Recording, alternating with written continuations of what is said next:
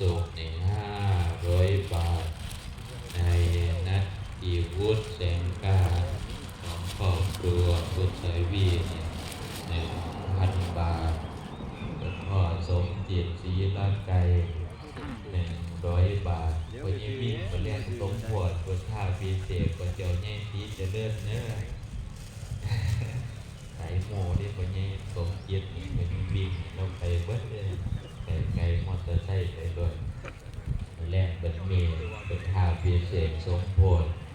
งานบุญเดินซีบุญประเพณีนามัสการเจ้าแย่ทีจะเลื่อน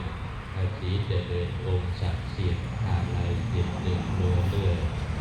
แต่กำเนิดนักป่ามรดกชาติป่าดงใหญ่นางวิไลน้องสามขาเด็กคำฝันของเปิดวัดเจ้าท่าน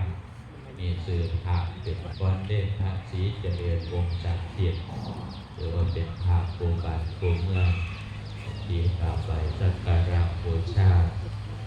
ของชาวอำเภอมอเตอร์ท่านของเฮาแรงเป็นที่แม่สุขาพิเศษสมโพธิเดิมจะร้องบุญเดือนที่เปิดงานบุญเดือนที่ของมอเตอร์ท่านพ่อสมจิตศรีรักไก่ของครอบครัวใน100 บาทเด็กหญิงโสภิตา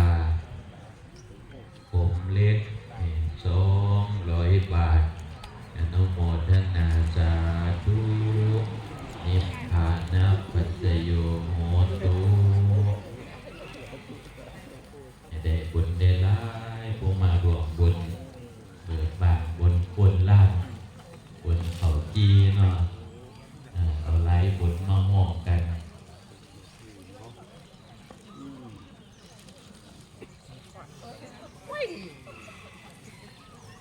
ซื้อพิษเนี่ยก็เห็นบอกไปโรงพยาบาลเขาซื้อพิษนั่งซื้อก็อยู่วิธีได้คนไก่เขาถูกตัวเขาเที่ยวอยู่อุบลนี่ครับส่วนเหมือนแรกซื้อพิษนี่นั่งเที่ยงกัน แรกมันมีจะเริ่มจะร้องบุญเบิกบานบุญพูดล้านบุญเขาจีของพี่น้องบ้านแสนสุขปฏิมีนางปอดนางลำยิตอาสาโรงเรียนผู้สูงอายุคณะครูพร้อมด้วยชาวบ้านแสนสุขผู้มีจิตอาสา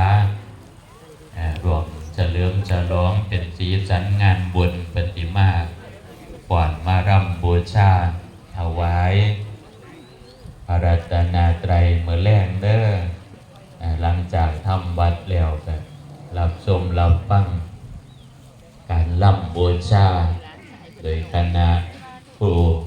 นักเรียนโรงเรียนผู้สูงอายุเทศบาลตำบลหัวตะพานนางรำจิตอาสา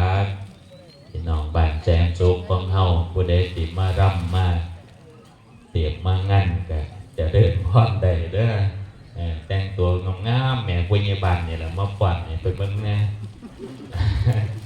ใหญ่บ้านก็ฟ้อนได้เด้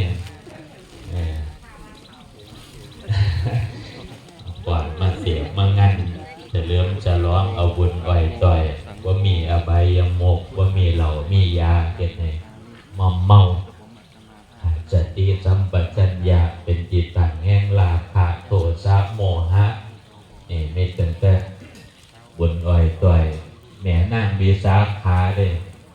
นางวิสาขาเป็นอริยบุคคลจันตนในธรรมศาสนาคือได้เป็นพระโสดาบันคำว่าโสดาบันมาจากโสตะแปลว่ากระแสอาปันนะแปลว่าเข้าถึง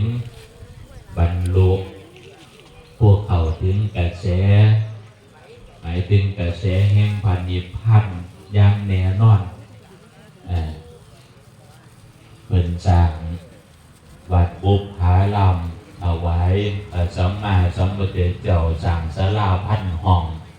มีพระมหาโมคคัลลานะอัครสาวกเบื้องซ้าย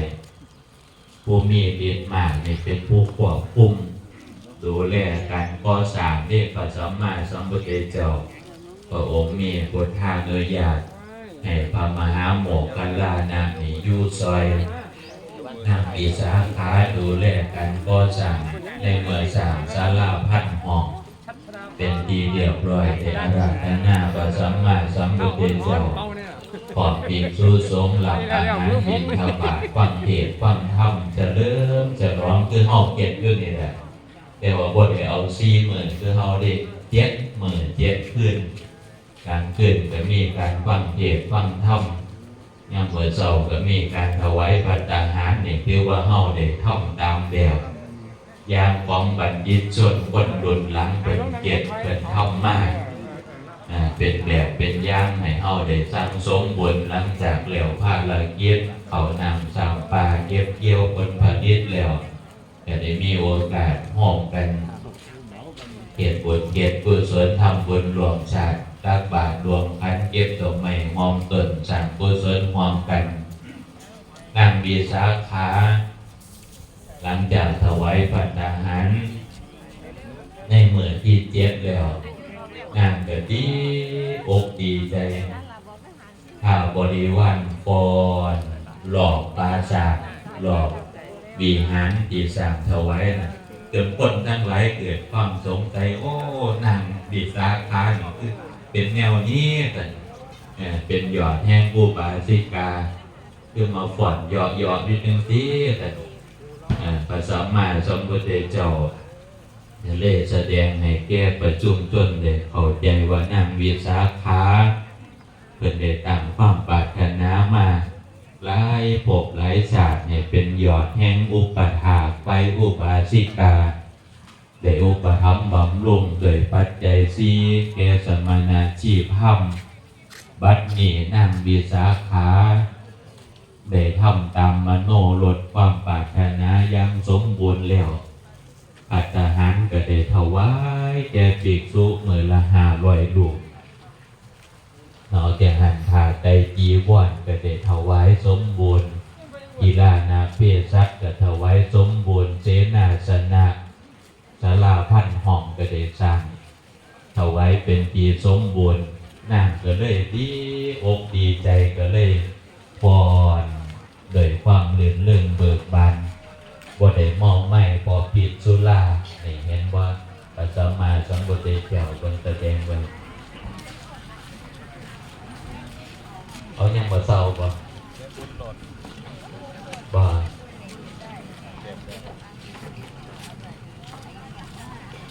แล้วแต่ผู้ที่ควรแล้วเอายังได้สะดวกกันเอาคุยกันเด้อ